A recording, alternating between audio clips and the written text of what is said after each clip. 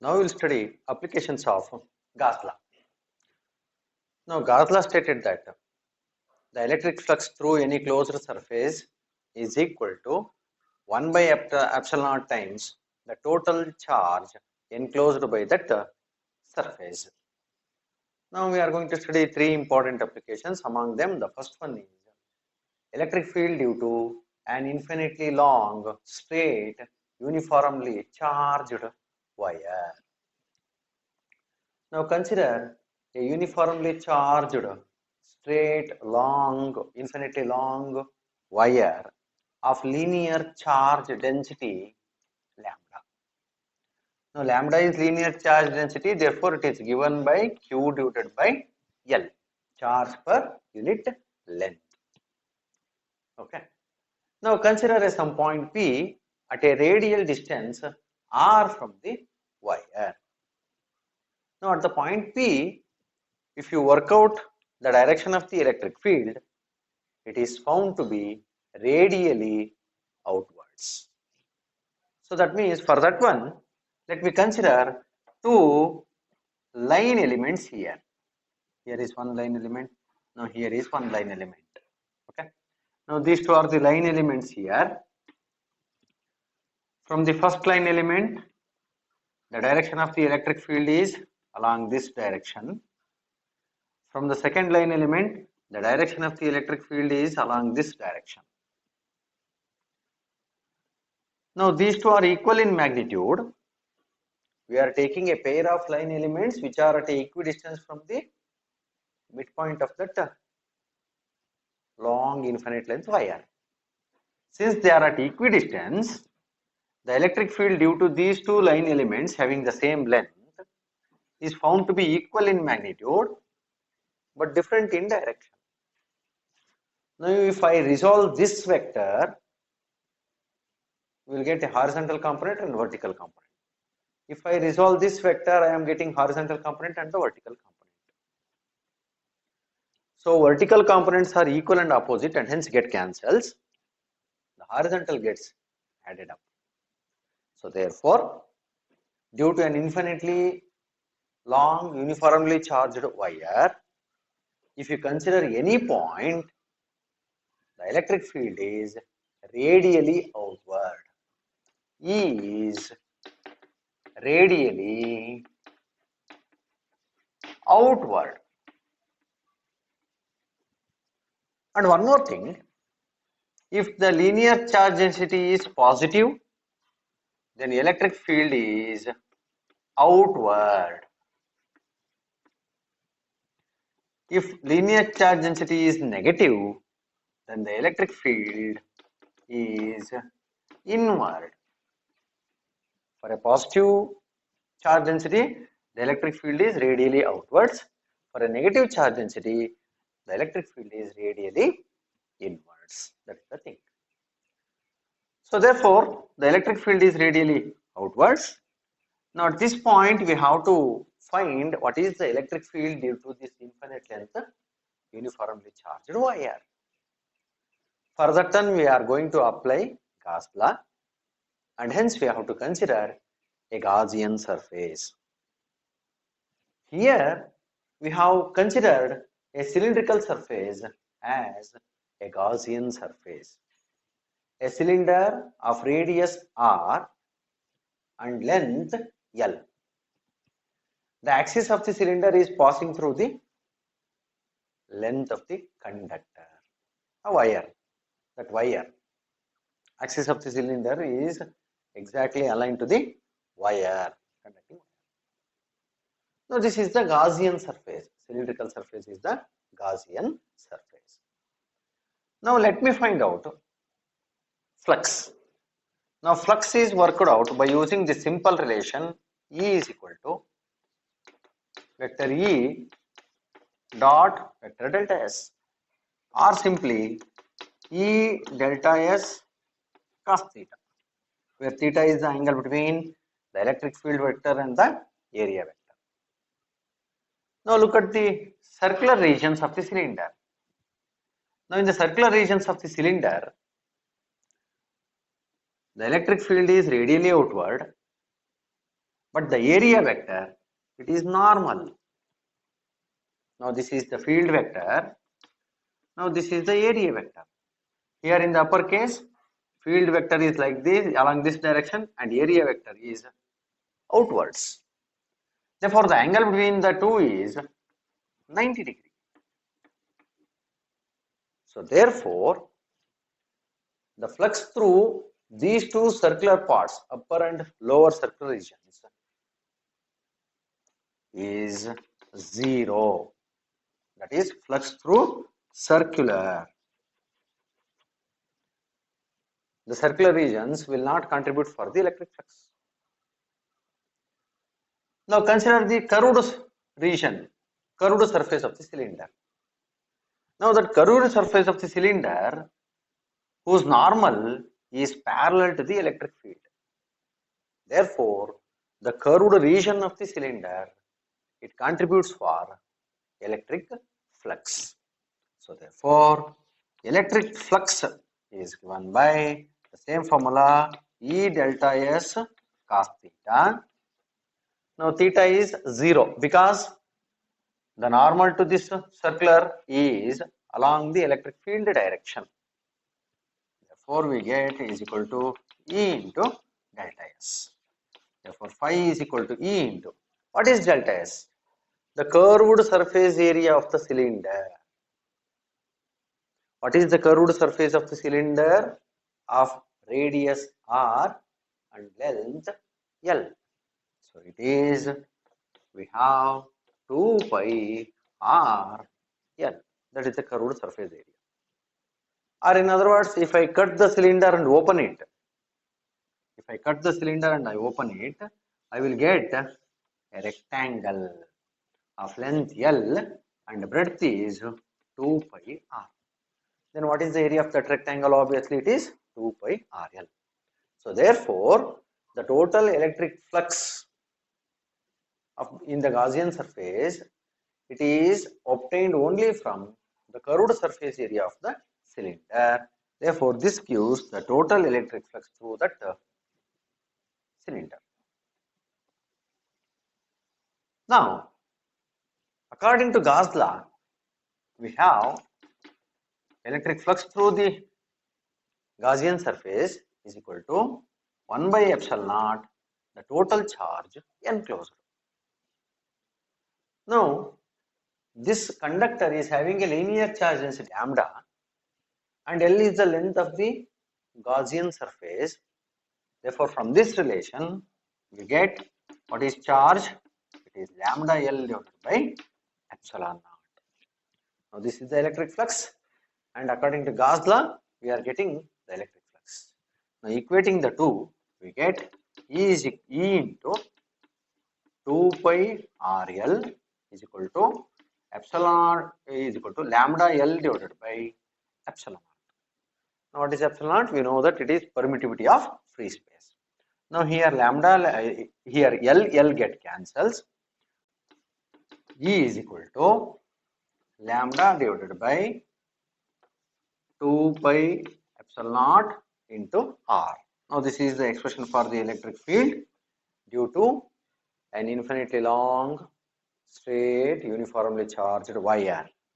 If I write it in the vector form, I will get lambda divided by 2 pi epsilon naught R into n cap, where n cap is a unit vector normal to the curved surface area of the cylinder.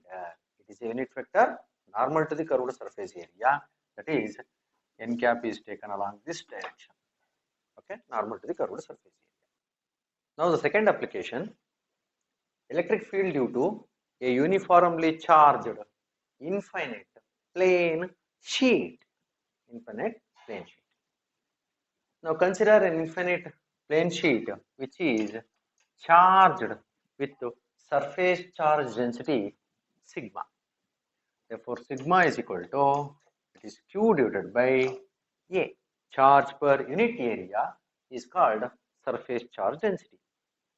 Now we have an infinite plane sheet which is uniformly charged with a surface charge density sigma. Now, as we have studied in the previous case, this electric field is radially outwards. If sigma is positive, then electric field is outwards.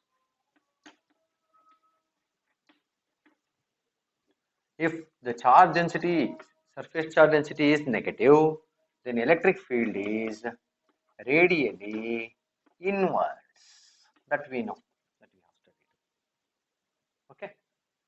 Now here, in order to find the electric field at any point, now that infinite charged sheet is placed in YZ plane, so that the radial electric field is along the x-axis. Therefore, electric field is along the x-axis because we have placed the plane in the YZ. We have placed the sheet in the YZ plane. So therefore, along the y-axis, along the z-axis, the electric field is 0. We get only electric field along the x-axis. In order to find the electric field at any point, we are going to consider a rectangular parallelepiped as Gaussian surface. We have a rectangular parallelepiped as Gaussian surface. We can also obtain the expression by considering a cylindrical Gaussian surface also. Here we have chosen rectangular parallelepiped. Now look here, this rectangular parallelepiped has 6 faces. Now let me write this as phase 1 and this side as phase 2. And we have 4 lateral faces. Since the electric field along y and z axis is 0, there is no electric field coming out. The contribution of flux from the 4 lateral faces is 0. That is, phi lateral is 0. The lateral 4 faces, contribution of those faces for the flux is 0 because the electric field is perpendicular to the area vector there, delta S, normal to the area vector. They are perpendicular because electric field is only along the x-axis.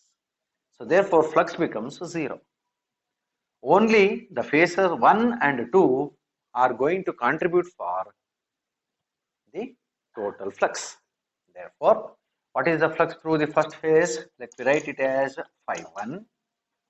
Now look here, electric field is radially outward and the normal to this phase is also are in the same direction. Electric field as well as normal both are in the same direction. Therefore, we can get E into delta S phi 1. Now here I will replace delta S by A, where A is area of that particular phase. Therefore, phi 1 is equal to E into A, where A is area of phase 1. Similarly, the electric flux through this second phase, let me write it as phi 2. Now here also the electric field radially outwards and the normal is also radially outwards. Those two are also parallel. Therefore, it is also is equal to E into A. Hence, the total flux through the Gaussian surface, total flux phi total, let me write it as sum of these two, because lateral phase is 0, therefore it is 2 into E into A. This is the total flux through the Gaussian surface. Now by using Gauss law, we have flux through the Gaussian surface is equal to charge divided by epsilon naught. But what is the charge given from this relation? Charge can be written as sigma into A, where sigma is the surface charge density. Therefore, phi is equal to sigma into A divided by epsilon naught. Sigma into A divided by epsilon naught. Now, equating these two relations, we are going to get 2EA is equal to sigma A divided by epsilon naught. Here area get cancels. Therefore, the electric field becomes E is equal to sigma divided by 2 epsilon naught. Now, this is the final expression for electric field due to a uniformly charged infinite plane sheet. If I write it in the vector form, vector E is equal to sigma divided by 2 epsilon naught into n cap. Once again, what is n cap? It is a unit vector perpendicular to the plane of the sheet or along the x-axis. Unit vector is along the x-axis. Now look at this expression. So here the electric field, it only depends on surface charge density and is independent of distance of the point from the plane sheet. Therefore, this electric field is uniform everywhere. Now we will study the third application, electric field due to a uniformly charged thin spherical shell. Now consider a uniformly charged thin spherical shell of radius r and surface charge density sigma as shown in the diagram. Now the electric field, obviously we know that it is radially outward. If sigma is positive, electric field is outward. If sigma is negative, the electric field is inward. That we know. Now here we are going to study three cases. One is for the point outside the spherical shell.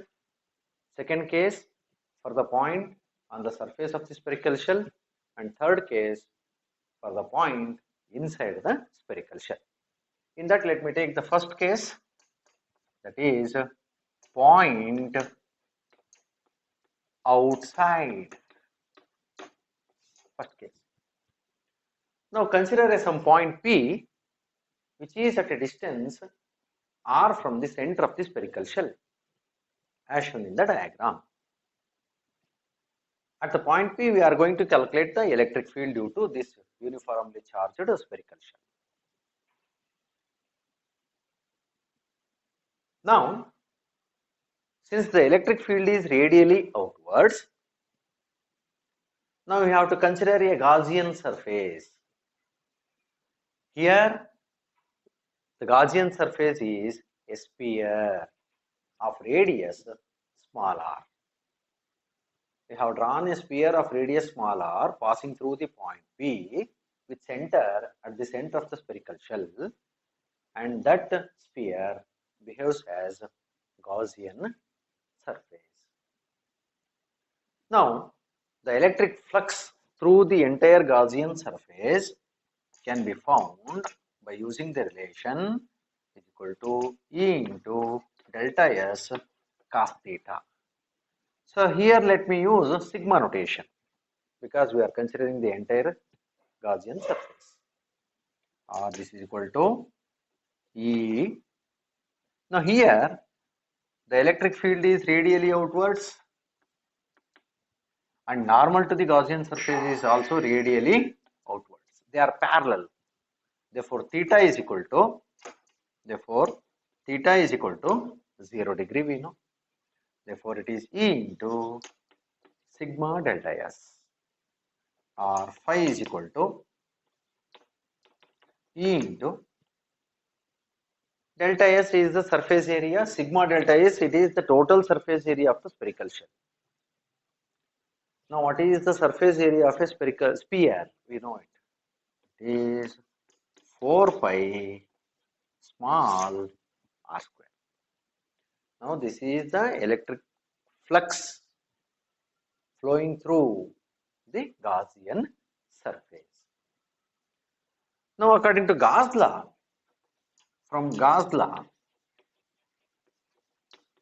applying Gauss law, the flux is given by Q divided by epsilon naught. Simple relation. Now these two are equal. So therefore, E into 4 pi r square is equal to Q divided by epsilon naught. Our electric field E is equal to 1 divided by 4 pi epsilon naught into Q by r square. Now that is the final expression for the electric field due to a uniformly charged spherical cell at a point outside the spherical cell. You can also write it in vector form by writing here the vector E and with an n cap. N cap is a unit vector, it is normal to the spherical surface. That is the first step. Let me consider the second point, that is case 2, point on the surface. If the point P, if it lies on the surface of the spherical shell, then what is the distance of that point? It becomes the radius of the spherical shell. If the point lies on the surface, then we get small r becomes capital R. Therefore, similarly, we will get the expression for the electric field. The electric field is equal to 1 divided by 4 pi epsilon naught into Q divided by capital R square. So here for the outside point, it is small r square. For the point on the surface of the spherical shell, we are getting E is equal to 1 divided by 4 pi epsilon naught into Q by capital R square. Now let me consider the third case. Inside, point inside.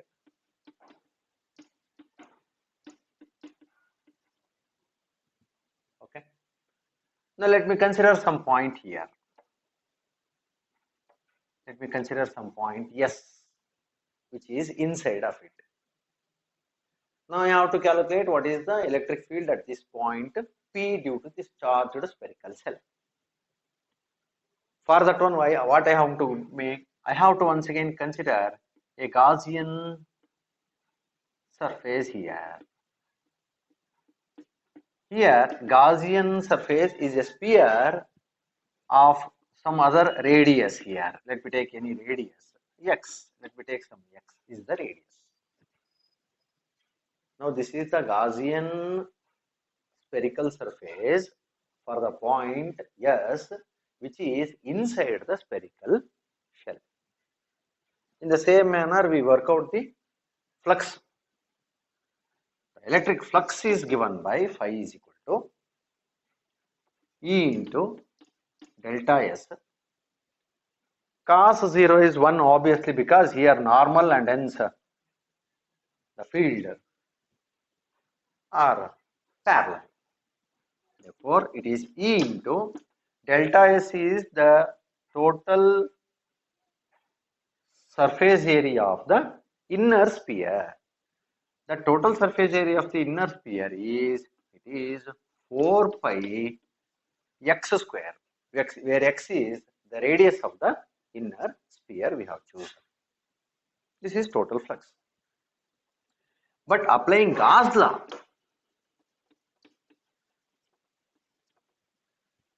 the flux flowing through phi is given by phi is equal to Q divided by epsilon naught, general formula. But look here, what is the total charge enclosed by this Gaussian surface inside sphere? It is not going to enclose any surface, any charges, because here the spherical shell is outside of the Gaussian surface. Therefore, these charges are outside the Gaussian surface. Gaussian surface is not going to enclose any charge. Therefore, charge here is 0. It is not going to enclose any charge. Therefore, phi is equal to 0. Since phi is equal to 0, from this relation, what we are going to get? The electric field inside the spherical shell is 0. The electric field inside the spherical shell is 0.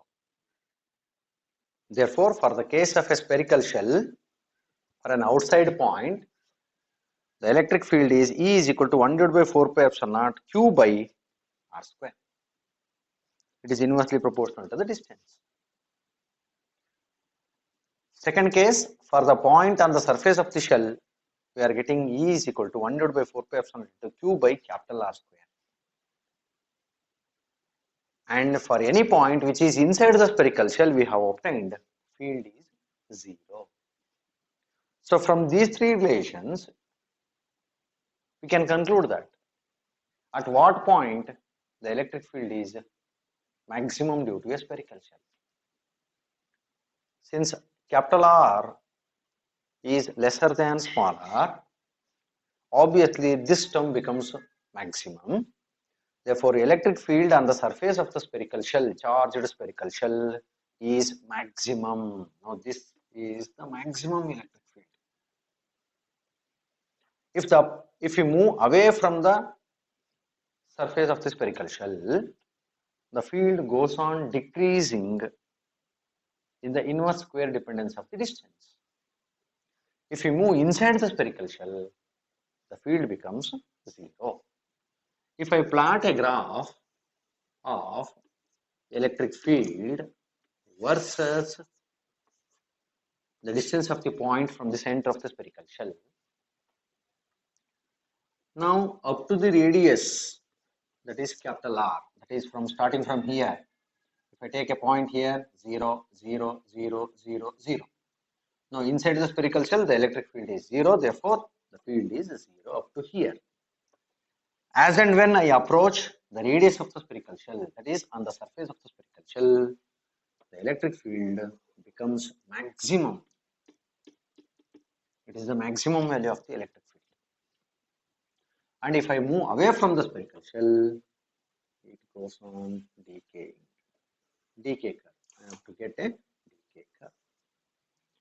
Now this graph represents the variation of electric field in the case of a spherical shell with respect to the distance of the point from the center of the spherical shell. Now look here in the first case, if we use the sigma term, what I am going to get? Now look here. Now this one is phi is equal to Q by epsilon naught. If I substitute for, but Q is sigma into A. Q is sigma into A divided by epsilon naught. Therefore, phi is equal to sigma into A is, it is the surface area of the spherical shell. Surface area of the spherical shell, it is 4 pi capital R square divided by epsilon naught. Now equating these two expressions, I will get E into 4 pi small r square is equal to sigma into 4 pi capital R square divided by epsilon. Now 4 pi get cancels, or we can get the electric field is equal to sigma capital R square divided by epsilon naught small r square. Now this is another way of writing the expression for electric field for a point outside a uniformly charged spherical shell.